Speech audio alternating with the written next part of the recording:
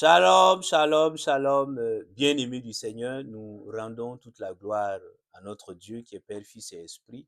Nous le bénissons, lui qui nous a gardés tout au long donc de ce mois de février.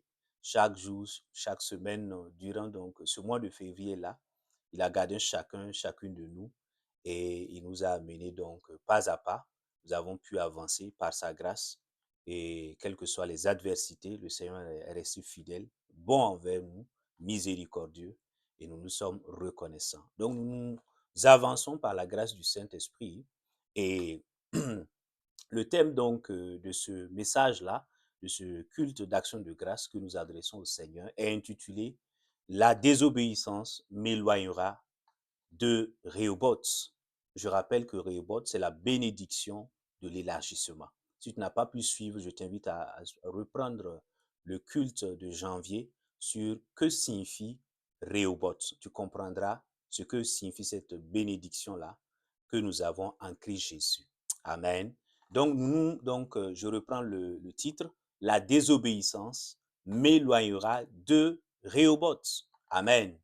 Et nous tirons donc la référence dans Romains chapitre 6, verset 23. Nous lisons la parole de Dieu. Romains chapitre 6, verset 23. Il dit, car le salaire du péché, c'est la mort, mais le don gratuit de Dieu, c'est la vie éternelle en Christ Jésus, notre Sauveur.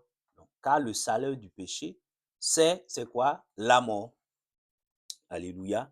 Donc ici, par la grâce du Seigneur, nous allons voir dans un premier temps, c'est quoi le péché, quelques exemples de désobéissance. Alléluia. Ici, le mot péché et désobéissance sont des synonymes. Et donc, parce qu'il est extrêmement important que tu vois des exemples concrets, parce que souvent, nous nous limitons, nous avons une vision très, très limitée, très étroite de ce que veut dire péché. Et donc, il est bon que tu comprennes qu'il y a certaines actions, certaines façons de faire qui sont des péchés aux yeux de Dieu et que nous devons abandonner par la grâce du Seigneur. Amen. Et deuxième point de cette prédication, nous allons voir également donc, les conséquences donc, de la désobéissance sur nos vies. Et troisièmement, nous verrons donc la solution à cette désobéissance-là, c'est la repentance et quels sont les bénéfices qui y sont attachés. Amen. Et donc, premier point, tu peux le noter. Alors, qu'est-ce que donc la désobéissance? Alors, qu'est-ce que le péché? Qu'est-ce que la désobéissance? La désobéissance, c'est le fait qu'un enfant de Dieu, toi et moi, nous avons reçu cette grâce. C'est le fait que nous, en tant qu'enfants de Dieu, nous puissions donc penser, parler, agir d'une façon donc qui est contraire à la pensée et à la parole de Dieu, à la volonté de Dieu. Amen. Donc, je reprends. La désobéissance, c'est le fait que toi et moi, en tant qu'enfants de Dieu, nous puissions agir, penser, parler d'une façon qui est contraire à ce que Dieu dit, à ce que Dieu veut, simplement. Amen. Et donc, souvent, nous allons prendre quelques exemples à la lumière des Saintes Écritures pour que tu comprennes. Alléluia. Et donc, parce que il est extrêmement bon que tu ne limites pas hein, la désobéissance ou le péché à quelques exemples donnés dans l'Ancien Testament, tels que les 10 commandements. Le fait d'enfreindre les 10 commandements, oui, oui, je n'ai pas volé, donc je n'ai pas péché. Tu peux ne pas avoir volé, mais avoir un certain type de pensée que Dieu considère comme une forme de péché, de désobéissance. Et ça entraîne des conséquences graves dans ta vie. Alléluia. Et le premier exemple que nous pouvons donner, c'est l'excès de parole. Proverbe chapitre 10, là, nous pouvons voir ça. Proverbe chapitre 10, verset donc, verset 19. Proverbe chapitre 10, c'est quand même étonnant parce que on a quand même du mal à concevoir qu'un excès de parole puisse constituer quand même une désobéissance aux yeux de Dieu. Et pourtant, c'est ce que Dieu dit dans sa parole. Donc, Proverbe chapitre 10, là, verset donc 19. Qu'est-ce qu'il dit? Il dit, avec beaucoup de paroles, on ne manque pas de péché. Mais celui qui retient ses lèvres est un homme de bon sens. Tu entends, mon ami? Avec beaucoup de paroles, on ne manque pas de péché. Ici, il y a une nuance à faire. Il ne dit pas de ne pas parler. Dieu dit, à force de trop parler, on va glisser tout doucement. Satan va nous conduire tout doucement à tomber dans le piège avec l'excès de paroles là, à tomber dans la désobéissance. Et la désobéissance peut prendre plusieurs formes ici. Tu peux dire des choses, alléluia, qui sont inexactes. Donc, tu vas mentir. Tu vas commencer par dire la vérité.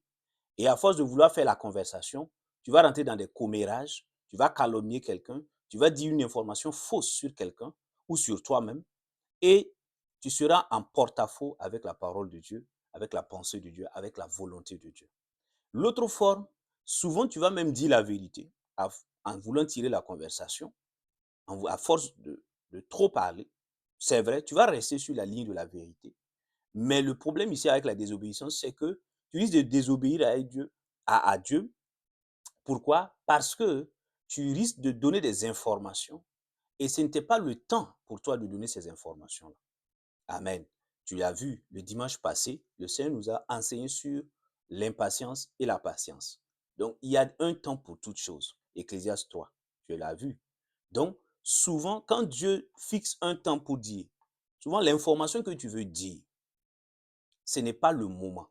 Donc, Dieu a fixé son timing que tu dois respecter. L'action que tu veux poser, en soi, l'action n'est pas mauvaise. En elle-même, l'action n'est pas mauvaise. Mais le timing est mauvais. Donc, tu risques de désobéir ici, de ne pas être en accord avec Dieu. Parce que chaque fois que tu es en désaccord avec Dieu, tu as péché, tu as désobéi. Donc, ne limite pas le péché au fait de ne pas mentir, de ne pas voler, etc. Alléluia.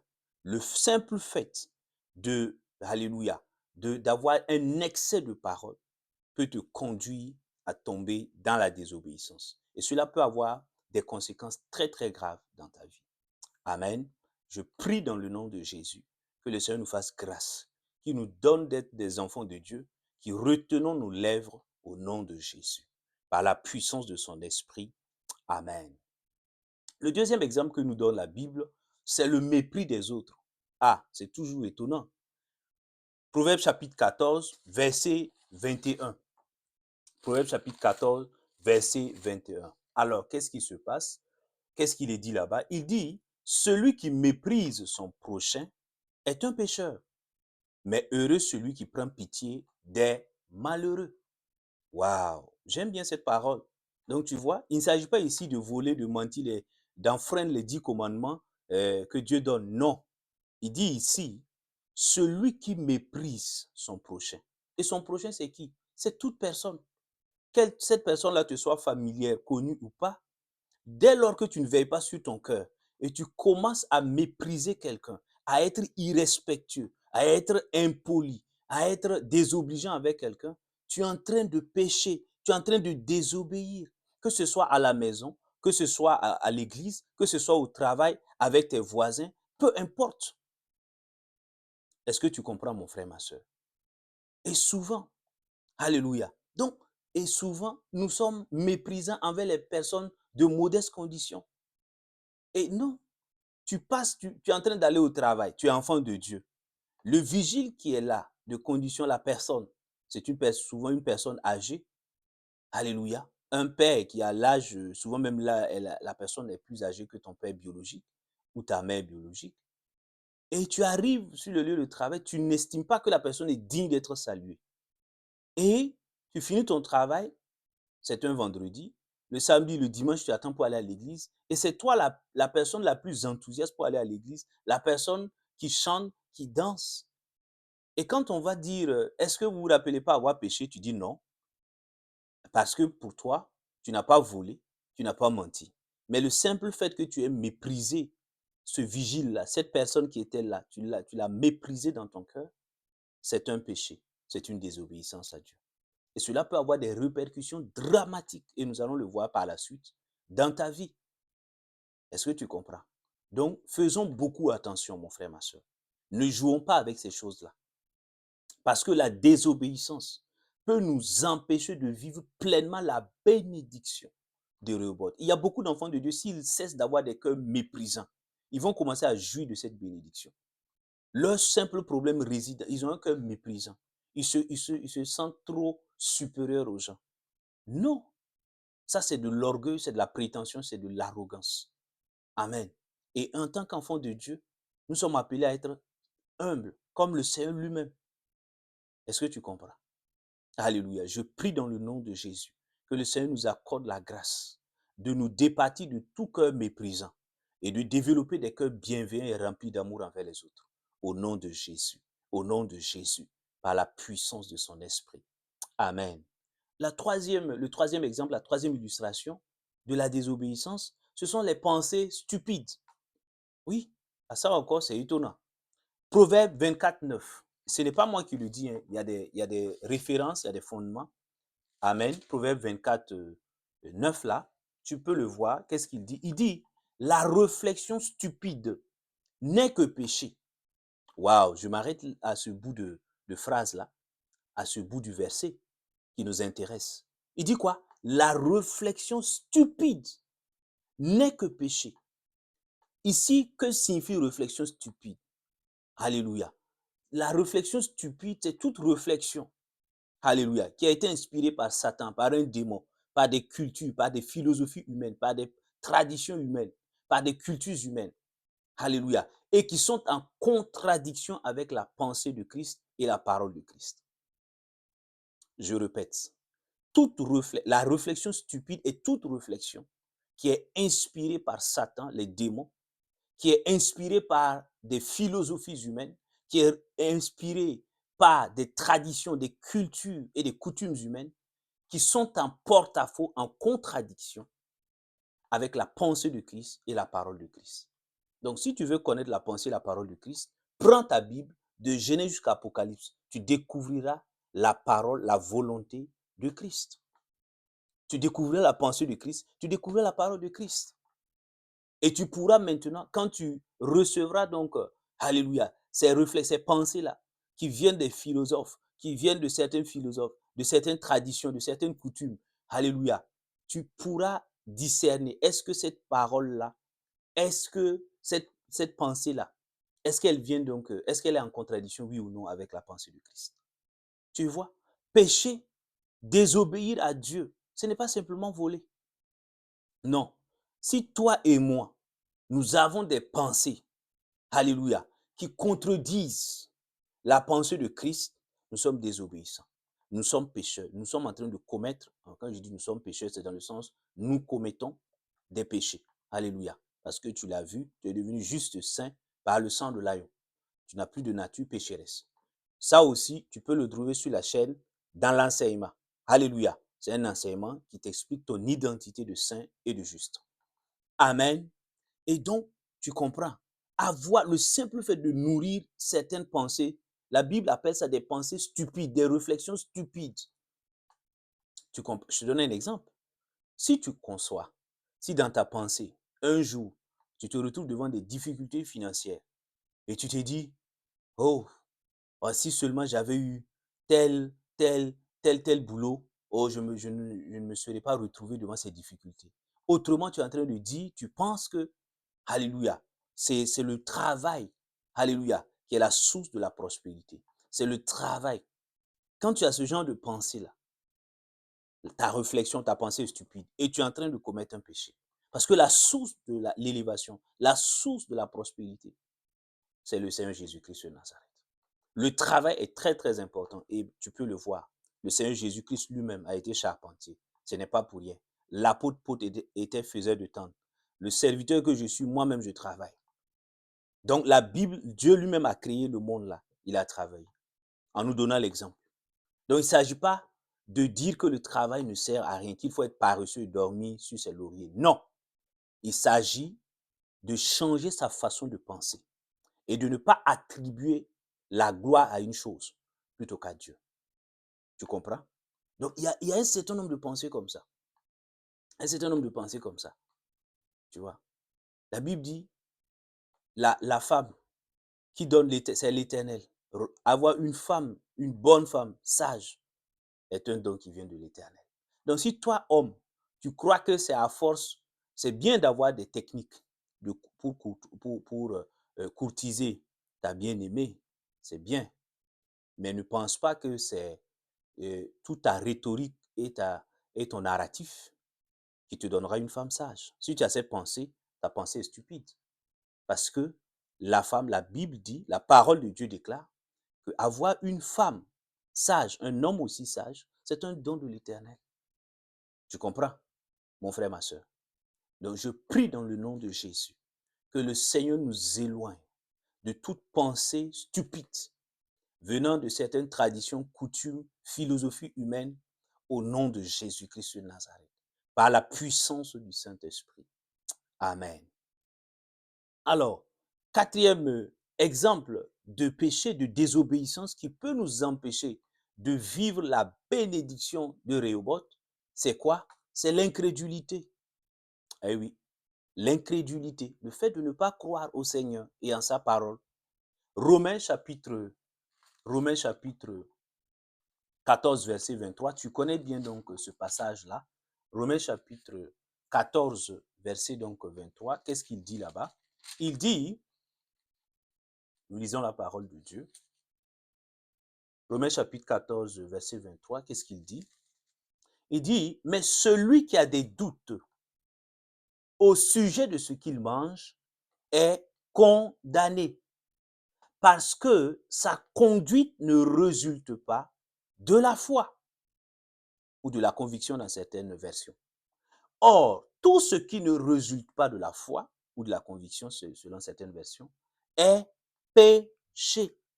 Ce qui ne résulte pas de la foi, tout ce qui ne résulte pas de la foi, est désobéissance à Dieu, à sa parole, à son esprit. Est-ce que tu entends, mon frère, ma soeur? Donc, le fait de te laisser envahir par des doutes devant telle ou telle situation, tu es en train de désobéir au Seigneur. Le Seigneur ne t'appelle pas à avoir des doutes. Il t'appelle à marcher par la foi. Le Seigneur ne t'appelle pas, alléluia, à marcher dans l'incrédulité. Non. Il dit tout ce qui ne résulte pas. Lorsque ta conduite manifeste la peur, lorsque ta conduite manifeste le doute, lorsque ta conduite manifeste l'incrédulité, tu es en train de pécher contre Dieu. Tu es en train de désobéir à Dieu. Devant une situation, Dieu dit, alléluia, que vous pouvez tout par Christ qui vous fortifie. Et toi, devant la situation, tu dis que tu ne peux pas. Tu es en train de désobéir à Dieu. Parce que tes paroles, là, en disant ça, tu es en train de manifester ton incrédulité. Il dit, vous pouvez tout. Je puis tout par Christ qui me fortifie, par l'Esprit de Dieu qui me fortifie. Et toi, tu dis que tu ne peux pas. Alléluia. Dis, mais devant telle situation, si je mourais de faim, s'il y a de tels problèmes, tu commences à accepter les pensées d'incrédulité, de doute, inspirées par Satan et ses démons. C'est quand tu vas accepter ces pensées-là, alléluia, quand tu commences à accepter ces pensées, et tu commences même à proclamer ces paroles négatives, remplies de doute, de peur et d'incrédulité, tu es en train de pécher. Tu es en train de désobéir à Dieu. Et cela t'éloigne de la bénédiction, de l'élargissement, de Rehoboth. Regarde, examinons nos vies. Combien de fois Dieu voulait que nous puissions jouir de la bénédiction de l'élargissement. Mais à cause de nos doutes, à cause de nos peurs, à cause de nos incrédulités, nous sommes passés à côté. Regarde, dans la situation actuelle que tu traverses, regarde, quelles sont les pensées qui t'animent, quelles sont les paroles que toi-même tu dis par rapport au travail, par rapport au mariage, par rapport à la famille. Regarde à ta propre vie. Regarde, souvent même tu murmures, tu murmures. Les murmures sont l'expression de l'incrédulité. Puisque tu es fâché même contre Dieu. Ça a dépassé l'incrédulité, tu es fâché contre Dieu. Est-ce que tu comprends? Et ça, c'est combien? Combien de fois tu as murmuré? Donc, péché, désobéir à Dieu, ce n'est pas une question, c'est dépasser les 10 commandements. C'est pas non, je n'ai pas volé. Ah, pasteur, vraiment, moi, je suis un ange, je n'ai pas volé, je n'ai pas critiqué quelqu'un. Regarde. Et pourtant, quand on examine, on fait un scanner de tes pensées, c'est le doute, c'est la peur, c'est l'incrédulité. Et souvent, même tes paroles te trahissent. Parce que quand on écoute tes paroles là, il n'y a aucune foi. Il n'y a aucune foi. Je comprends, mon frère, ma soeur, mais je prie dans le nom de Jésus que le Saint-Esprit nous aide, alléluia, à sortir de toute forme d'incrédulité, alléluia, qui était dans nos vies au nom de Jésus. Que toutes sortes d'incrédulité qui étaient dans ta vie, que cette forme d'incrédulité s'en aille au nom de Jésus. que tu reçoives et que tu marches par la foi au nom de Jésus, afin de vivre pleinement la bénédiction de l'élargissement cette année, au nom puissant de Christ Jésus. Amen. Ensuite, un autre exemple de la désobéissance. C'est quoi désobéir à Dieu? C'est négliger, alléluia, la négligence. Alléluia. La négligence, tu vois, ce sont des choses que tu peux trouver, c'est banal. Et pourtant, aux yeux de Dieu, alléluia. Oui, aux yeux de Dieu, Dieu considère que tu lui as désobéi. Et toi, tu peux penser, non, oh, je n'ai rien fait de mal. Et pourtant, coupable. Jacques chapitre 4, verset donc 17 là, tu vas voir ça. Il dit quoi? Regarde. Jacques chapitre 4, verset 17. La négligence. La négligence. Alléluia. Dans le service, la négligence. 4, Jacques chapitre 4, verset donc 17. Qu'est-ce qu'il dit? Il dit, si quelqu'un sait faire le bien et ne le fait pas, il commet un péché. Regarde.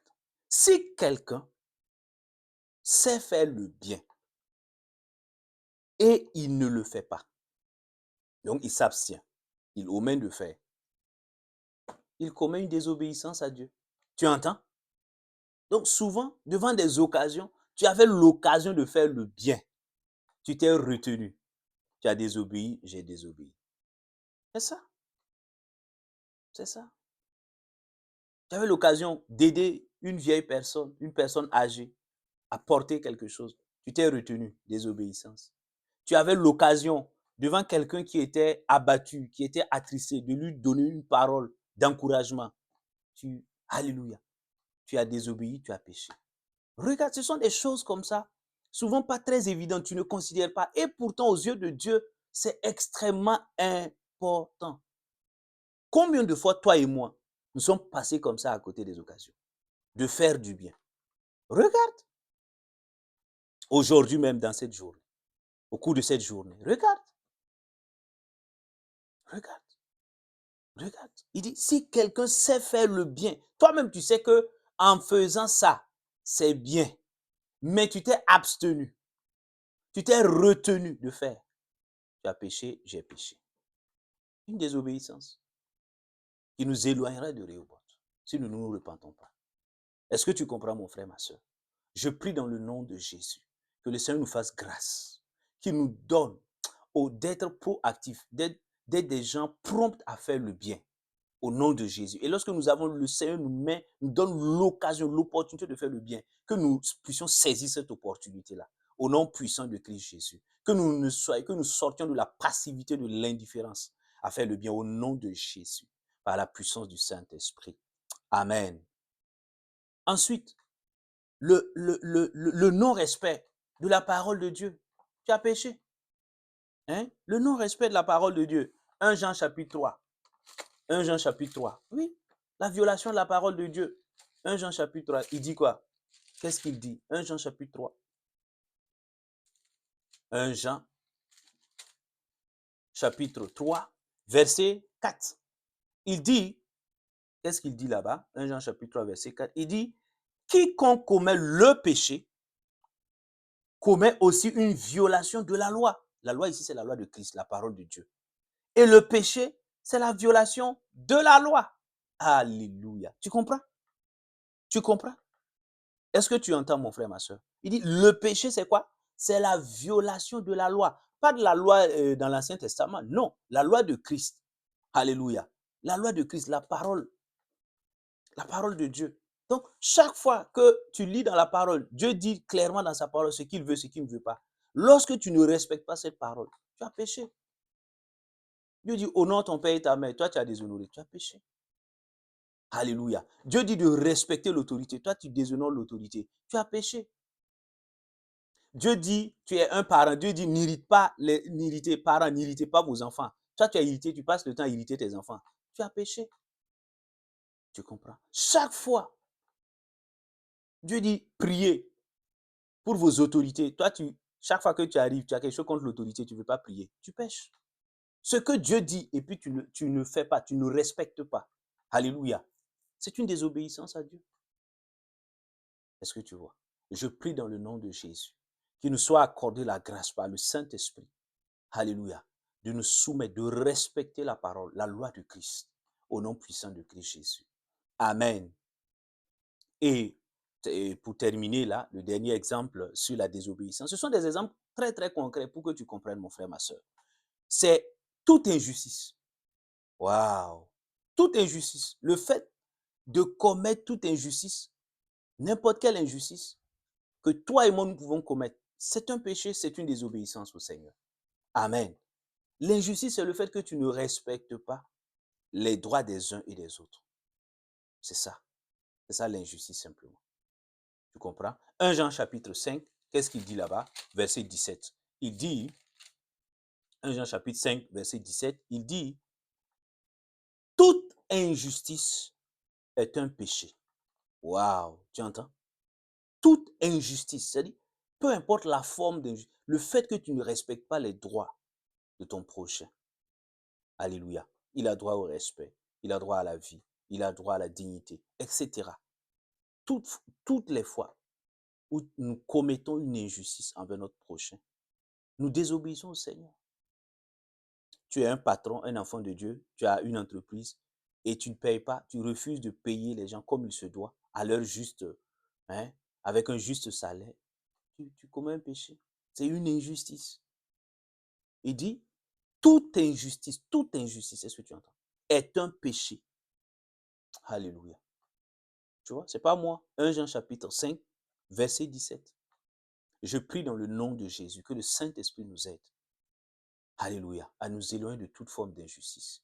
Que le Saint-Esprit nous aide, toi et moi, à pratiquer la justice, comme Christ est juste, au nom puissant de Jésus-Christ de Nazareth. Amen. Alors, le deuxième grand axe, alléluia. Alors, quelles sont les conséquences de la désobéissance? Alléluia, la désobéissance à Dieu sur nos vies, sur ta vie et sur la mienne. Quelles sont ces conséquences-là? Mon frère, ma soeur, tu peux le noter. Alors, la première conséquence, c'est que notre désobéissance entraîne le non-exaucement de nos prières. Waouh! La désobéissance, elle produit quoi? Elle produit le non-exaucement. Amen. Le non-exaucement. Ésaïe, nous lisons cela. Ésaïe, chapitre 59, là, versets 1 à 2. Tu vas le voir. Il dit, non, la main de l'Éternel n'est pas devenue trop courte pour vous sauver, ni son oreille trop dure pour vous entendre. Mais ce sont vos fautes qui mettaient une séparation entre vous et votre Dieu. Ce sont vos péchés qui vous cachaient sa face et l'empêchaient de vous écouter. Et l'empêchaient de vous écouter. Waouh! Tu entends, mon frère, ma soeur? Nous passons le temps à dire, oui, il faut prier. Nous-mêmes, nous passons du temps à prier. Nous prions, nous prions. Oui, c'est bien de prier. Mais encore faut-il respecter les conditions de la prière. Tu vois? Lorsque nous prions avec un cœur non repenti sincèrement, parce que ce n'est pas la repentance religieuse, routinière, dont on n'a même pas souvent le fait de manière formelle là. Dieu ne regarde pas ça. Dieu ne regarde pas ça. Je vais te montrer tout de suite par la grâce du Saint-Esprit c'est quoi la repentance. Tu vas pas, tu seras étonné. Tu comprends? Il dit, le fait que toi et moi nous désobéissions, nous pouvons passer des heures et des heures, des jours, des semaines, il faut jeûner, prier, non exaucé. Ce que tu as demandé là, le Seigneur ne va pas écouter. Alors que c'est le Seigneur seul qui peut t'exaucer. Aucun pasteur, aucun bishop, aucun prophète, aucun daddy ne peut t'exaucer. C'est le Seigneur seul qui peut t'exaucer. C'est lui qui peut répondre favorablement à ta prière. Tu comprends? Mais quand tu as un cœur désobéissant, mais comment le Seigneur, depuis là tu pries? Regarde, est-ce que tu as exaucé? Regarde, depuis là tu pries là. Montre-moi les résultats, montre-moi les résultats. Les résultats sont où? Montre-moi.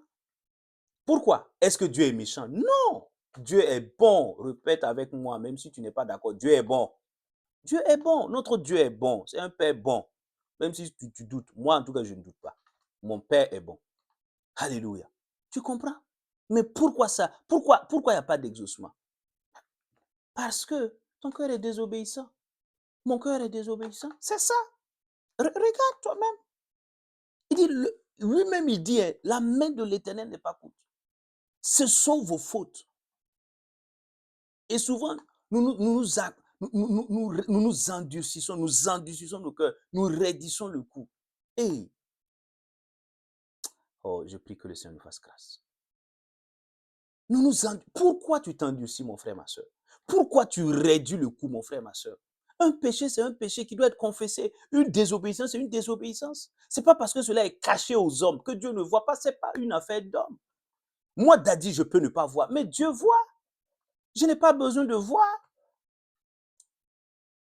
Alléluia. Pourquoi tu endurcis ton cœur? Regarde, ta prière n'est pas exaucée. Tes prières ne sont pas exaucées parce que tu as un cœur désobéissant et tu refuses de te repentir. Tu marches dans la même voie. Tu refuses de revenir sur la bonne voie. Regarde. Depuis là, tu pries pour ce voyage bloqué, mariage bloqué, travail bloqué. Tout est bloqué. Parce que ton cœur est désobéissant et tu refuses de te repentir. Tu es là dans les routines religieuses. Tu vas toujours continuer à avoir des problèmes. Je ne te maudis pas, hein, c'est la vérité. Tant que tu ne reviendras pas à la vraie repentance sincère, aucun sujet ne sera exaucé. Il faut te promener partout, chercher tous les prophètes du monde entier. Ils n'ont qu'à mettre l'huile d'onction sur ta tête. Il faut aller donner les sujets partout. Qu'il soit révérend ou pas, mon frère, ma soeur, si tu ne reviens pas à la vraie repentance, il n'y aura aucun exaucement. Ce n'est pas un homme qui exauce. Aucun révérend ne peut exaucer. C'est Jésus-Christ de Nazareth seul. Que le Saint-Esprit nous fasse grâce. Qu'il nous donne. Oh, que nos cœurs de pierre se changent en cœurs de chair au nom de Jésus. Que nos cœurs de pierre se changent en cœurs de chair au nom de Jésus-Christ de Nazareth, afin que nous puissions vivre la bénédiction de l'élargissement. Amen. Deuxième conséquence, et la Bible en parle. Qu'est-ce que c'est? Ben, il dit, mais la désobéissance produit la maladie. C'est ça. La désobéissance peut souvent produire la maladie. Elle produit souvent la maladie. Ce n'est pas moi qui le dis, hein. C'est encore les Saintes Écritures. Tu n'as pas lu Jean chapitre 5, verset 14. Lisons. Jean chapitre 5, verset 14. Qu'est-ce qu'il dit là-bas? Et puis c'est notre Seigneur Jésus-Christ qui parle. Tu n'as pas vu ça? Tu n'as pas vu l'infirme de Bethesda? Tu n'as pas lu l'histoire? Hein? C'est long, je te résume. Qu'est-ce qu'il dit dans le verset 14? Il dit, après cela, Jésus le trouva dans le temple et lui dit, voici, tu as retrouvé la santé. Ne pêche plus, de peur qu'il ne t'arrive quelque chose de pire. Waouh! Est-ce que tu entends? Le monsieur là, c'est un monsieur qui était paralysé pendant 38 ans et qui est venu au niveau de la piscine de Bethesda parce qu'un ange venait chaque fois remuer et celui qui était le premier à entrer recevait la guérison, peu importe sa maladie. Et lui, parce qu'il était paralysé, le temps qu'il se démène pour arriver là-bas, quelqu'un l'a dévancé. Donc, 38 ans, il est resté paralysé comme ça devant la piscine de Bethesda. Et Jésus le croise, il vient à sa rencontre, il le guérit miraculeusement. Alléluia. Maintenant, il lui dit quelque chose. Quand il le retrouve, il dit, tu as retrouvé la santé. Amen. Et médite, hein, médite ce passage-là. Il dit, ne pêche plus, de peur qu'il ne t'arrive quelque chose de pire. Ça veut dire autrement que ce monsieur-là était paralysé. Sa paralysie était liée à un péché qu'il avait commis, à une désobéissance. Regarde, regarde. Tu vois, regarde ce que la désobéissance peut causer. Aux yeux des hommes, on va dire, mais peut-être qu'il y a eu la poliomyélite. Ce n'est pas la poliomyélite. Les médecins vont donner une cause naturelle. La cause ici, elle est spirituelle. Et ça, c'était une maladie naturelle. Le problème, c'est que tu peux avoir des maladies spirituelles et des maladies émotionnelles. C'est ça. Ta désobéissance là. Tu es frappé d'une maladie émotionnelle. Tu es tout le temps triste. Parce que tu as désobéi. On a dit ne retourne plus dans cette relation où tu es dans la fornication. Toi, tu repars à cause du plaisir charnel. Et chaque fois, tu es oppressé par des esprits de tristesse, de dépression. Parce que tu vois, parce que tu es dans la désobéissance. Et la dépression et la tristesse, c'est une maladie émotionnelle. Tu comprends? Tu comprends? Il dit de peur que quelque chose de pire ne t'arrive si tu pars pécher. Donc Jésus fait le lien ici entre la maladie du monsieur et son péché. Il n'a pas révélé c'est quel type de péché il a commis. Mais ce qui est sûr, il a désobéi. Tu comprends? Souvent, la maladie spirituelle, c'est le fait que, alléluia, alléluia, c'est le fait que tout est devenu, l'Esprit de Dieu s'est éloigné de toi. Ça, c'est une maladie spirituelle. Tu n'entends plus Dieu. Il n'y a plus de révélation. Tu as besoin de guérison spirituelle. Parce que tu t'es éloigné de Dieu. Quand tu pries, rien, tu n'entends plus Dieu te parler, tes oreilles spirituelles sont fermées, tes yeux spirituels sont fermés, tout est fermé, même quand tu n'as même plus envie de venir à l'église. Tu es malade spirituellement, tu as besoin de guérison spirituelle. Pourquoi? Parce que cela est souvent lié à la désobéissance. Tu es allé faire des choses, tu es allé dire ou penser des choses qui étaient contraires à la volonté de Dieu. Je prie dans le nom de Jésus. Père, j'invoque, je viens devant le trône de grâce pour nos vies. Seigneur, touche et guéris-nous. Toute personne qui était malade en ce moment, qui écoute ce message, que la maladie soit naturelle, émotionnelle, spirituelle, parce que la personne avait désobéi. Ô Père, j'invoque ta miséricorde. Touche et guéris. Touche et guéris au nom de Jésus. Que la guérison spirituelle vienne, que la guérison émotionnelle vienne, que la guérison physique vienne maintenant. Reçois au nom de Jésus-Christ de Nazareth. Amen. Alléluia. Troisième chose, troisième conséquence, la Bible nous enseigne que la désobéissance est également cause de malheur dans nos vies. Oui, elle produit des malheurs dans nos vies. Ésaïe, on retourne à Ésaïe. Regarde, ne joue pas avec la désobéissance au Seigneur. Ne joue pas avec ça. Amen. Souvent, nous ne prêchons pas sur, on passe le temps à prêcher sur la prospérité, mon frère. Si tu as un cœur désobéissant, un cœur endurci, un cœur, tu réduis le coup et puis tu crois que c'est à force de proclamer des paroles de prospérité sur toi que tu vas aller de l'avant. C'est une illusion. On est en train de te manipuler, de te tromper. Je te dis la vérité. Alléluia. Que le Seigneur nous fasse grâce. Ésaïe chapitre 3, verset 9. Il dit quoi? Il dit, leur audace, c'est Dieu qui est en train de parler aux enfants d'Israël. Leur audace témoigne contre eux. Et comme Sodome, ils publient leurs péchés sans dissimuler. Malheur à eux. Regarde, ce n'est pas le prophète, hein, c'est Dieu qui est en train de parler. Malheur à eux, car ils préparent un malheur. Waouh! Regarde, Dieu d'abord maudit et il dit encore que parce qu'il publie, il se cache même plus pour pécher, pour désobéir à Dieu. Il publie ça, c'est une fierté pour eux de désobéir au Seigneur, de montrer même, d'aller dans le sens contraire de la volonté de Dieu. Dieu dit, un, malheur à eux. Deux, ils sont en train de préparer leur propre malheur. Le malheur, c'est-à-dire, tout va aller de mal en pire dans ta vie. C'est ça le malheur. Ici, là, ça coince.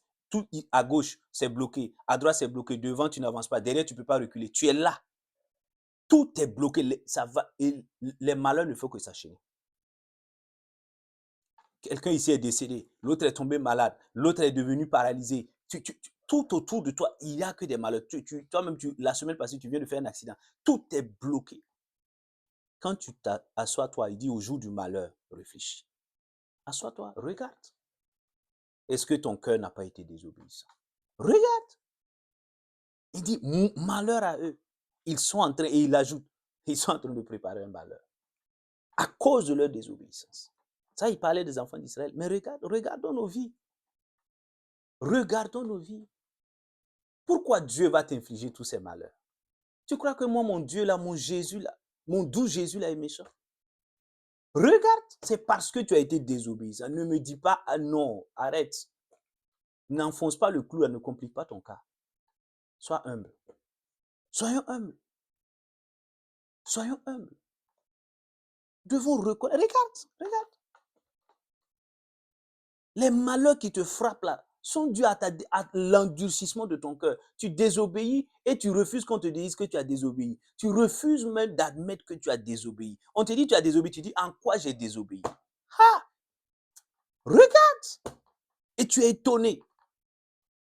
Tu es étonné. Tu as jeûné. Résultat zéro. Tu as prié, zéro. Tu es allé voir les révérends, les pasteurs, les prophètes, zéro. Regarde. Ce n'est pas une question de révérend, de pasteur, de prophète. Regarde là. Dieu dit, ce n'est pas le prophète Ésaïe qui parle. Hein. C'est Dieu, l'éternel Dieu. Et il est le même. Il n'a pas changé. Je prie dans le nom de Jésus.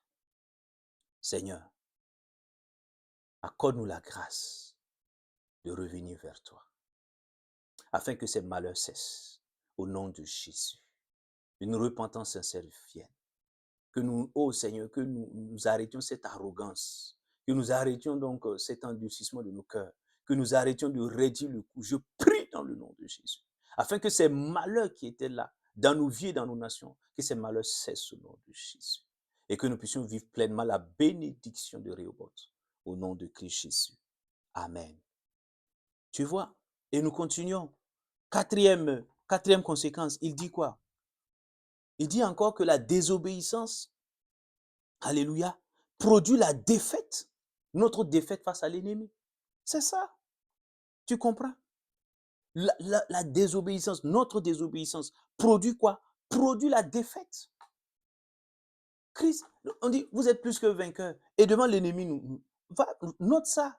Josué chapitre 7, verset 12. Le contexte, je vais te résumer ça, l'histoire est longue, mais je te résume ça pour que tu comprennes. Après, tu pourras lire tout le chapitre, Josué chapitre 7, verset 12. Les enfants d'Israël sont conduits par Josué, le héros de Dieu, le héros de la foi. Très bien, Dieu est content. Mais il y a un problème. Il y a un des leurs hein, qui part prendre quelque chose que Dieu, un interdit. Et il cache ça. Personne ne sait dans le camp, parmi les enfants d'Israël. Et puis, ils sortent pour affronter leurs ennemis. Les ennemis, c'était les Haïs, le peuple d'Aï. Et quand ils sont sortis, ils ont regardé, ils disent, mais on n'a pas besoin d'avoir une armée. 3 personnes, 3 jeunes guerriers là. Et puis, on va les mater, on va avoir la victoire sur nos ennemis. Et effectivement, ils sortent avec peu d'hommes là. Mais il faut voir. Le petit peuple de Haï a infligé une défaite terrible aux enfants d'Israël. Josué est confus, il ne comprend pas. Il va dans la présence de Dieu. Il dit, mais Seigneur, tu es avec nous. Pourquoi avons-nous subi cette défaite? Eh bien, vous avez désobéi. Et Josué dit, ah bon? Oui, vous avez désobéi. Mais il y a un d'entre vous qui a fait un interdit là. Il y a un qui est allé prendre quelque chose que je ne voulais pas qu'il prenne. Et cette chose-là, il est avec vous, cette chose est avec vous. C'est à cause de ça que vous avez essuyé cette défaite-là. Tu comprends? Ils devaient marcher dans la victoire. Mais comme ils ont désobéi, défaite. Et toi aussi, les sorciers se lèvent, les démons, tout. On dit, mais Christ est venu, n'a pas lu dans 1 Jean 3, 8 là, il dit, le Fils de l'homme est venu afin de détruire les œuvres du diable. Il dit, en Christ, vous êtes plus que vainqueurs. Tu n'as pas lu ça? Mais pourquoi se fait-il que toi, devant les démons, devant Satan, devant les sorciers, devant les mystiques, devant les occultistes, tu essuies chaque fois la défaite? Ils viennent, ils te lancent des sorts, ils vont faire la divination, ça marche. Pourquoi? Parce que dans ton cœur, tu es désobéissant. Tu es désobéissante. C'est ça, tu ne marches pas conformément à la volonté de Dieu, à la parole de Dieu, à la pensée de Christ. Regarde, Josué était dans la confusion. Comme toi aussi, aujourd'hui, tu es dans la confusion. Tu ne comprends pas. Dis, mais qu'est-ce qui se passe? Peut-être que tu n'as pas volé, comme Aka. Hein? Peut-être que tu n'as pas volé un bien. Mais peut-être que tu es dans une relation. Dieu t'a dit, sépare-toi de cette relation. Et toi, tu maintiens cette relation. Parce que tu éprouves le plaisir charnel dans cette relation. Tu vois, tu as désobéi et quand on envoie une flèche mystique, ça vient. Tu es tout le temps avec des maladies bizarres. Regarde, défaite. Le peuple de Dieu a été humilié par les ennemis. Est-ce que Christ est mort pour que nous soyons humiliés par Satan? Non. Mais d'où viennent nos défaites parfois devant l'ennemi? À cause de notre cœur désobéissant. Regarde toi-même. Tant que tu vas rester dans cette désobéissance, il n'y aura pas de victoire. Il n'y aura pas de victoire. Si tu veux, il faut te lever à 1h du matin, prier, faire quoi? Et regarde, mon frère, ce n'est pas une question de zèle mal placé. Écoute. Alléluia. Je prie dans le nom de Jésus, Père, que tu nous fasses grâce, que tu nous donnes de nous repentir sincèrement, afin que nous puissions avoir la victoire tous les jours face à nos ennemis. Au nom de Jésus-Christ de Nazareth. Amen. 5e conséquence, la Bible nous parle, hein? Mon frère, ma soeur, écoute, dit encore que la désobéissance. Regarde, La désobéissance peut faire quoi? Elle peut être cause de malheur pour notre postérité, pour notre descendance. Waouh! Oui, oui, oui, oui, je vais te citer ça, tu vas voir. Un roi, chapitre 21, 29. Un roi. Tu comprends, mon frère, ma soeur. Un roi, qu'est-ce qu'il dit là-bas? Un roi, chapitre 21, verset 29. Il dit, ça c'est Dieu qui parle, as-tu vu comment Akab s'est humilié devant moi? Parce qu'il s'est humilié devant moi, je ne ferai pas venir le malheur pendant sa vie. Ce sera pendant la vie de son fils que je ferai venir le malheur sur sa maison. Waouh! Je reprends le verset. As-tu vu, Dieu est en train de parler à Élie le Tishbite, as-tu vu comment Akab s'est humilié devant moi? Parce qu'il s'est humilié devant moi, je ne ferai pas venir le malheur pendant sa vie. Ce sera pendant la vie de son fils que je ferai venir le malheur sur sa maison. Regarde. Qui est là, oui, Dieu est miséricordieux, donc je peux faire tout ce que je veux. Vas-y. Vas-y, si tu crois que la grâce est un prétexte pour baigner dans le péché, dans la désobéissance, vas-y. Si tu veux récolter ce que Akab a récolté, vas-y. Tu comprends? Souvent, nous avons payé de lourds tributs parce que à cause de la désobéissance de nos parents au Seigneur.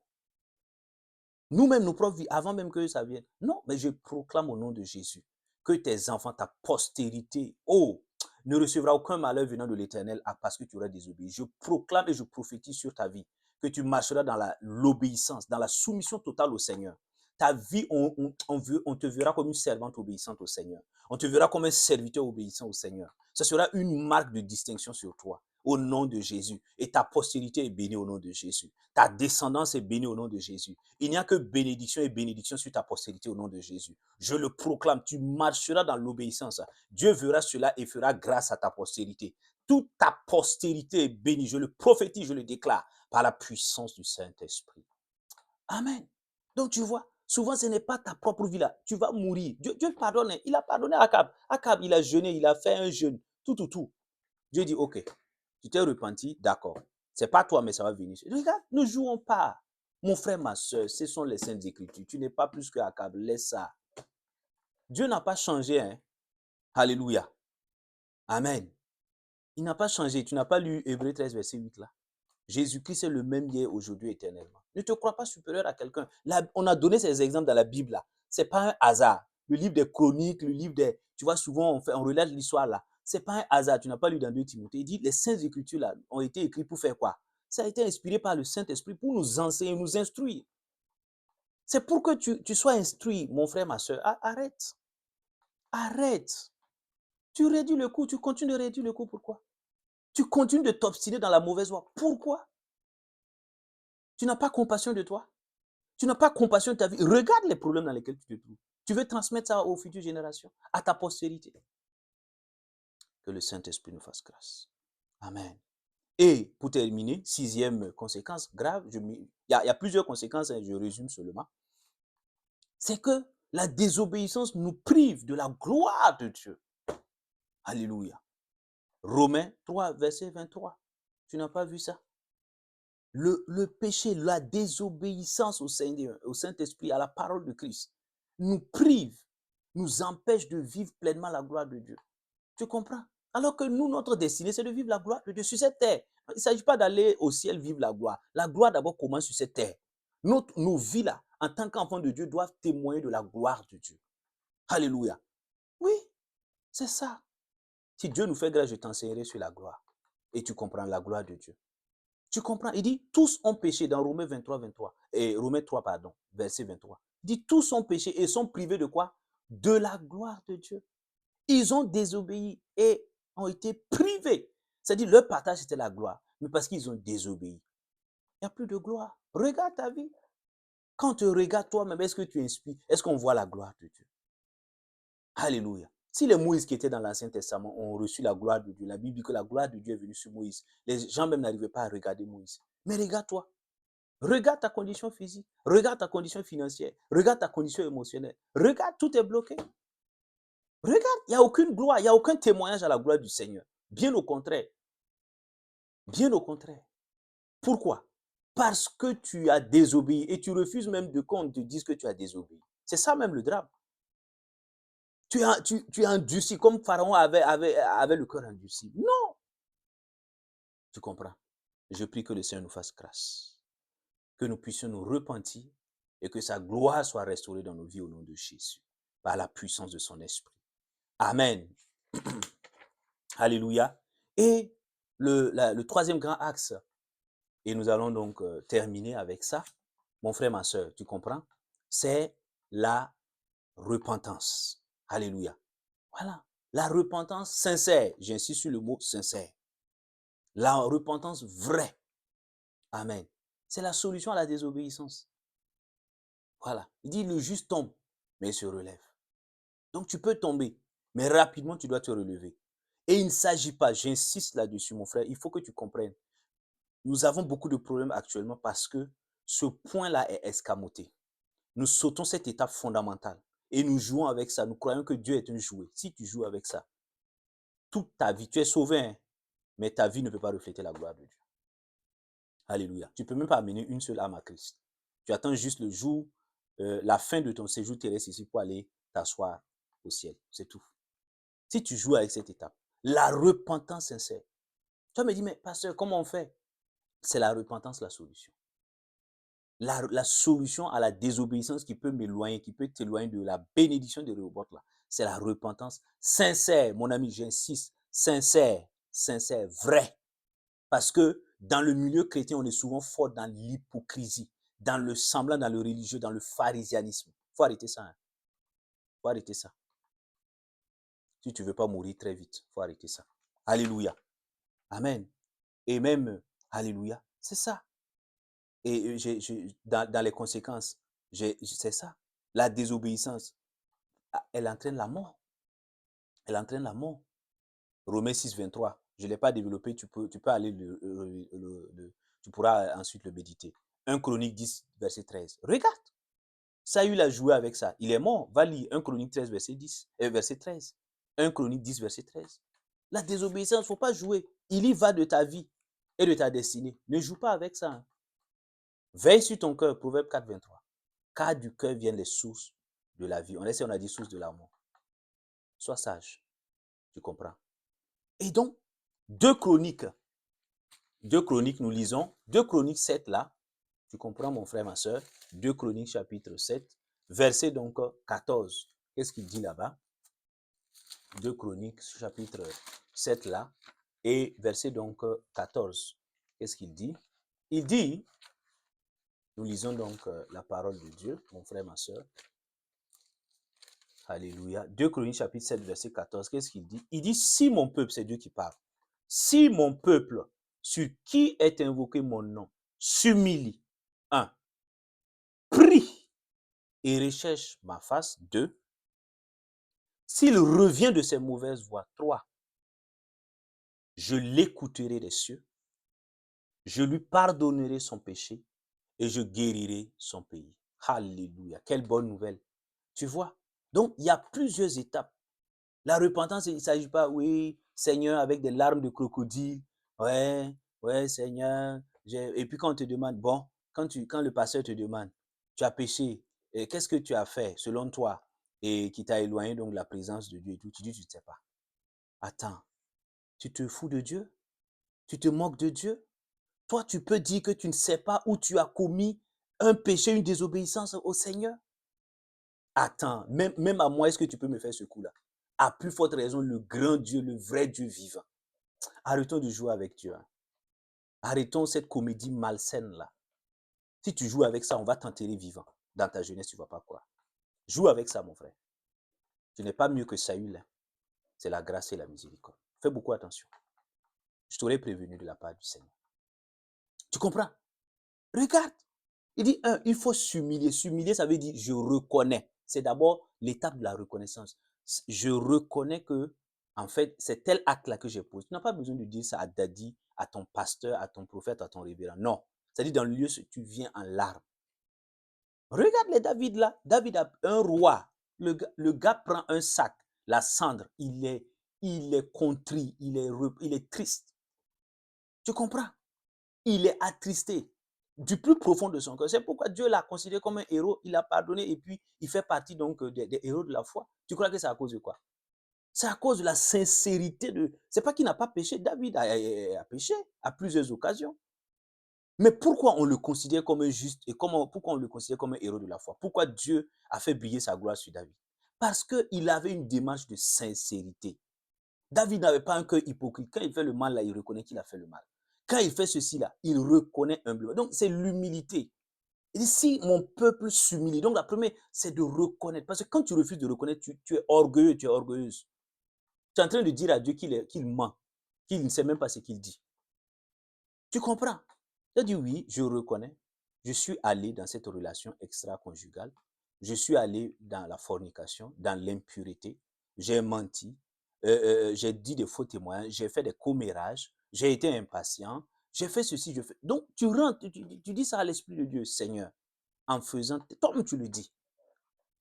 Ça, c'est s'humilier. Donc, première étape. Deuxième étape, il dit quoi? Prie et recherche ma face. Et là, maintenant, c'est une prière de repentance. Vous dites, Seigneur, je me suis éloigné de tes voies. J'ai fait le mal, je le reconnais. J'implore ta grâce. J'implore ta grâce. J'implore ta grâce. Que le sang, j'implore les mérites du sang de Jésus sur ma vie. Parce que le diable, il peut utiliser ça contre toi. Mais quand tu vas invoquer la grâce et la miséricorde de Dieu, alléluia, tu n'as pas vu? Dit la miséricorde triomphe du jugement. Le jugement, là, ne va pas tomber sur toi. Alléluia.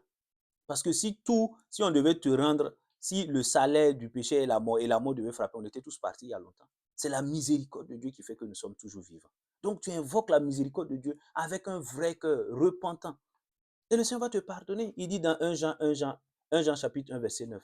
Il dit, si nous confessons nos péchés, lui il est juste et fidèle pour nous pardonner nos péchés. Tu n'as pas vu ça? Alléluia. Troisième étape de la repentance sincère. Il dit maintenant qu'il fait quoi? S'il revient de ses mauvaises voies, autrement s'il se détourne, ça c'est dans Joël 2, verset 13, là, tu peux voir ça, il dit, détournez-vous, revenez à l'Éternel, détournez-vous de vos mauvaises voies. Donc ça veut dire que ce que tu avais fait et puis ça a attristé le cœur de Dieu là, tu ne refais plus, tu ne repars plus, tu t'éloignes de cet endroit qui t'avait fait tomber, tu t'éloignes de cette relation qui t'avait fait tomber. Tu t'éloignes de cette circonstance qui t'avait fait tomber. C'est pourquoi Jésus donne l'exemple là. Il dit que si ta main t'amène à pécher, coupe-la et jette-la. Il n'a pas dit de prendre une machette et puis de couper. C'est-à-dire l'occasion qu'il faisait et ta main là t'amène à pécher là. Éloigne-toi de cette occasion. C'est ça que Jésus voulait dire. Sinon, on va aller tous finir manchot ici. Tu comprends? Il dit si ton œil t'amène à pécher, crève l'œil. Il n'a pas, si on allait tous devenir des aveugles dans ce pays. Ici, tu comprends? Mais ce n'est pas littéralement parlant. Jésus est en train de dire l'occasion qui t'amène là. Si tu es en train de regarder sur TikTok les films de porno et tout, éloigne-toi de ça. Éloigne-toi de ces images obscènes, les clips vidéo qui t'amènent à pécher contre Dieu. C'est parce que tu as regardé, ça t'a attiré, tu es tombé dans la convoitise que tu allais pécher. Si tu t'éloignes de ça, tu n'as pas les oreilles, même chose, la musique mondaine, les musiques de violence, d'obscénité, d'impureté, éloigne-toi de ça. Supprime de ta liste, ta playlist là, enlève certaines musiques. C'est ça que le Seigneur est en train de dire. Donc il dit, tu dois te détourner. Tu dois te détourner. Alléluia. Tu dois te détourner. Si j'étais irrespectueux, je commence à devenir respectueux. Je me suis détourné. Si j'étais, alléluia, menteur, je commence à dire la vérité, je me suis détourné. Mais si tu restes plongé dans les mensonges, en quoi tu t'es détourné? En quoi? Si tu replonges, alléluia, dans l'endurcissement de ton cœur, en quoi tu t'es détourné? Il n'y a pas eu, il dit revenez, tu n'as pas vu? Il dit s'il revient de ses mauvaises voies. Donc tu dois abandonner, il y a un abandon, il y a un renoncement ici. Tu dois renoncer. Tu dois renoncer. Et si c'est l'orgueil, je renonce à l'orgueil. Si c'est la colère, je renonce à la colère. Renonce, abandonne. C'est ça qui montre que tu t'es repenti. Mais on te dit, toi-même tu vois le problème. Et puis tu, non, on dit, bon, je demande pardon. Le lendemain, tes pieds et tes mains sont dedans. En quoi tu t'es vraiment repenti? La repentance, là, est doux. Non. On dit, c'est cette relation-là qui m'a amené à pécher. Tu gardes la relation. Mais mets fin à la relation. Mets fin, avant cette relation, tu existais. Après cette relation, tu existeras.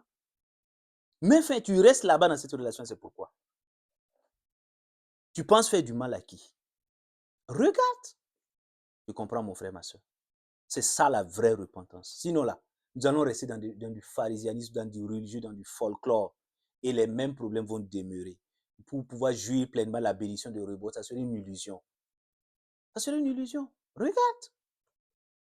Tu comprends, mon frère, ma soeur? Et nous allons terminer. Donc, il y a essentiellement 4 bénéfices, alléluia, 4 bénéfices lorsque nous nous repentons sincèrement. Il y a 4 bénéfices. Le premier, c'est que nous obtenons sincèrement le pardon de nos péchés. Amen. Si il n'y a pas cette démarche de sincérité-là, il n'y a pas pardon de péché. Parce que le fait de dire, si nous confessons, c'est dans la sincérité. Si tu l'as fait juste par routine, par formalisme, non. Non. Et le pardon envers Dieu, là, quand tu as l'opportunité, va vers la personne. Il y a une dimension, quand il dit de se détourner, là, il y a une dimension de réparation. Va. Si c'est une personne, le pardon envers Dieu, c'est bien. Mais si tu connais, si c'est envers une personne que tu as offensée, va. Dans une démarche de sincérité, dis à la personne, moi j'ai fait ceci, j'ai dit cela, et je demande pardon. Voilà. Il n'y a pas de, si j'étais offensé, non, j'étais offensé. J'ai dit ça et j'étais offensé. Je te demande pardon. Voilà. Et je sais que par la grâce de Dieu, je ne vais plus faire ces choses-là. Ne promets rien, dis, demande juste la grâce de Dieu. Demande pardon et avance. Voilà. C'est ça la repentance sincère. Sinon, si c'est nos folklores religieux là, oui, je te demande pardon, Seigneur, mon Dieu, mon quoi, et puis tu es là, tu arrives à la maison, et puis tu continues de faire les mêmes choses, les mêmes torts aux gens de la maison, aux gens de l'église, aux frères et aux sœurs. Ça n'a aucun sens, mon frère. Toi, tu es un religieux. Tu n'es pas mieux que les pharisiens et les scribes. Et ton sort également ressemblera au leur. Pas une malédiction, je suis en train de te dire les Saintes Écritures. Tu comprends? Ne jouons pas. Nous jouons beaucoup avec le Seigneur, ne jouons pas. Tu comprends? Premier bénéfice, c'est le pardon des péchés et nous lisons cela dans Ésaïe. Ésaïe donc 55 là. Tu comprends mon frère, ma soeur? Ésaïe 55, verset 7. Nous obtenons vraiment le pardon de nos péchés et l'exaucement. 55, verset 7. Tu l'as noté. Alléluia. Donc 55, pardon, verset 7. Chapitre 55, verset 7. Il dit que le méchant abandonne sa voie et l'homme de rien ses pensées, qu'il retourne à l'Éternel, qui aura compassion de lui, à notre Dieu, qui pardonne abondamment. Alléluia. Tu entends? Tu entends? Donc, Dieu est un Père de grâce, de miséricorde et de compassion. Lorsque nous allons avec sincérité, alléluia, et nous demandons pardon au Seigneur, et lorsque les personnes sont à côté, que nous avons effacées, et nous allons sincèrement leur demander pardon, qu'est-ce que Dieu fait? Dieu pardonne. Il dit qu'il aura compassion de lui. Donc, Dieu va pardonner. Dieu va faire miséricorde parce qu'il est miséricordieux, lent à la colère et plein de bonté. Alléluia. Je prie que le Seigneur te donne la force de demander non seulement pardon au Seigneur, mais d'aller dans une démarche de sincérité vers toute personne que tu as offensée et que tu lui demandes pardon, afin de voir des jours meilleurs, afin de vivre la bénédiction de Rehoboth, au nom de Christ Jésus. Amen. Le deuxième bénéfice lié donc à cette démarche de repentance-là, c'est quoi? Sincère, c'est la vie. Nous recevons la vie et la vie fait partie de la bénédiction de Rehoboth. La vie. Ézéchiel, nous le lisons. Ézéchiel 18, verset 21. Qu'est-ce qu'il dit là-bas? Ézéchiel chapitre 18, verset donc 21. Qu'est-ce qu'il dit là-bas? Ézéchiel chapitre 18, verset 21. Il dit, je lis la parole de Dieu, il dit, si le méchant, c'est Dieu qui parle, si le méchant se détourne de tous les péchés qu'il a commis, s'il observe toutes mes prescriptions et la justice, assurément, il vivra. Il ne mourra pas. Alléluia. Tu entends? Dieu dit assurément, certainement. S'il se détourne, tu vois, s'il y a cette repentance sincère envers Dieu et envers les autres qu'on a offensés, s'il y a cela, il va recevoir la vie divine. Ce n'est pas seulement la vie, le fait de respirer là, non. Il va recevoir la vie, la santé, alléluia. Il va recevoir alléluia, le succès dans ses entreprises. Tu comprends? C'est ça la vie. Il va avoir la victoire, tu comprends? C'est ça la vie. Alléluia. Et les Ninivites là, dans Jonas chapitre 3, verset 6 à 9, tu peux le lire. Quand ils ont reproché, quand le Seigneur a repris les Ninivites, le roi de Ninive s'est levé. Il a dit, ben, allons demander pardon au Seigneur, certainement qu'il nous fera grâce. Et c'est ce qu'ils ont fait. Et ils ont reçu la vie, ils ont été épargnés. Dieu n'a pas détruit les Ninivites. Tu n'as pas vu ça? Alléluia. Dieu ne veut pas te détruire. Tu es son enfant. Quel père veut détruire son enfant? En tout cas, même si c'est les pères biologiques, sur cette terre, ce n'est pas le père, moi, mon père, là, alléluia, qui est Dieu là, ce n'est pas mon père. Non. Dieu est bon et responsable. Alléluia. Et il veut que tu ailles de l'avant, que tu aies la victoire. Tu as compris. Donc la vie ici, c'est au sens large. Alléluia. Le troisième bénéfice, c'est la délivrance. 2 Corinthiens chapitre 7, verset 10. C'est la délivrance. Tu es dans une situation compliquée, tout est bloqué. Il y a des difficultés. Même à manger, c'est difficile. Tu n'arrives plus, tu devais voyager, tout est bloqué. Le ministère est bloqué. Tout est bloqué. Regarde, quand tu vas dans une démarche de sincérité, dans la repentance, Dieu te délivre de toutes ces situations-là. Alléluia. Parce que tu avais donné accès à l'ennemi. Mais quand tu te repens, Dieu te délivre de tes oppresseurs. Dieu te délivre, il te délivre des situations difficiles. 2 Corinthiens chapitre 7, verset 10, qu'est-ce qu'il dit? Il dit, en effet, la tristesse selon Dieu produit une repentance, tu vois, qui mène au salut, sozo, et que l'on ne regrette pas. Tu vois? Je m'arrête là. Tu vois? Il dit, la tristesse selon Dieu produit quoi? Une repentance sincère qui mène au salut. Ici, le mot salut veut dire délivrance. Tu vois, sozo. Dans sozo, il y a délivrance. Ce n'est pas seulement le fait de recevoir Christ comme son sauveur et Seigneur. Non. C'est aussi être délivré des situations difficiles. Donc, c'est ça. Mais quand tu endurcis ton cœur, comment tu vas être délivré de tous ces problèmes qui t'assaillent? Non. Quand tu réduis le coup, on t'interpelle. Toi-même, quand tu ouvres la Bible, le verset sur lequel tu tombes là te rappelle que tu n'es pas en règle vis-à-vis de Dieu et des hommes. Mais tu veux toujours continuer à réduire le coup. Le coup va se casser. Est-ce que c'est ce que Dieu veut? Non. Mais quand tu acceptes sincèrement te repentir, te détourner donc des mauvaises voies, revenir au Seigneur, sincèrement, qu'est-ce qui va se passer? Son Esprit Saint va venir t'aider et te délivrer de toutes les situations difficiles. À la gloire du nom de Jésus. Qu'il en soit ainsi dans nos vies au nom de Jésus. Et pour terminer, le quatrième bénéfice, lié donc à la repentance sincère, c'est quoi? C'est la restauration. Restauration, dis avec moi, restauration. Restauration. Et nous le lisons dans Luc chapitre 15, verset 21, avec la parabole du fils prodigue, que tu connais, je résume ça. Tu peux aller le lire, Luc chapitre 15, verset 21, et nous nous arrêtons là. Tu comprends? Il dit quoi? Il dit, j'ai péché contre le ciel, j'ai péché contre mon Père. J'irai le voir. Et je vais lui demander pardon. Tu crois? Il a reconnu, il s'est humilié. Et il est reparti. Il s'est détourné. Il n'est pas resté là où il était parti gaspiller son argent. Non, il n'est pas resté là-bas. Il s'est détourné, il a repris le chemin inverse. Il est revenu vers son père. La Bible dit que son père l'a vu de loin. Il l'attendait, bras ouverts. Regarde. Et il a repris. Il est revenu. Il a repris son statut de fils. Lui qui était parti avec l'héritage là. Il est revenu. Il est revenu. Tu vois? Et il a repris son statut de fils. Et il n'est pas esclave. Il a repris, on l'a porté des habits, hein, de beaux habits. On a fait un festin. Il a repris sa place d'enfant royal, de prince. Tu comprends? Sa vie a été restaurée. Lui qui mangeait avec les cochons, sa vie était détruite là. Regarde, parce qu'il s'est repenti sincèrement, parce qu'il n'a pas endurci le cœur, parce qu'il n'a pas réduit le coup. Il est revenu et sa vie a été restaurée. Le choix est entre tes mains, mon frère, ma soeur. Dieu ne va pas t'obliger. Il te montre la voie simplement. C'est à toi de revenir de revenir sur le chemin. Je prie dans le nom de Jésus que le Seigneur te donne et qu'il nous donne l'humilité, alléluia, de revenir sur le droit chemin, afin que nos vies soient restaurées, afin que nous puissions vivre pleinement la bénédiction de Rehoboth.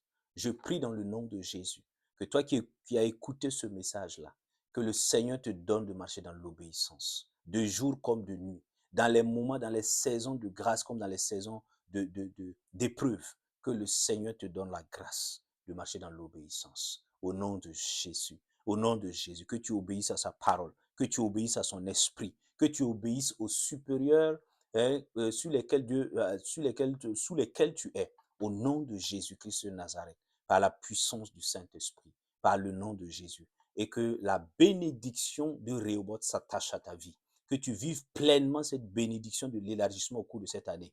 Et qu'en décembre, nous puissions donc ensemble lever la voix pour dire merci au Seigneur, au nom de Jésus. Que cela soit notre partage, que cela soit ta portion, au nom puissant de Christ Jésus. Amen. Shalom, shalom, shalom.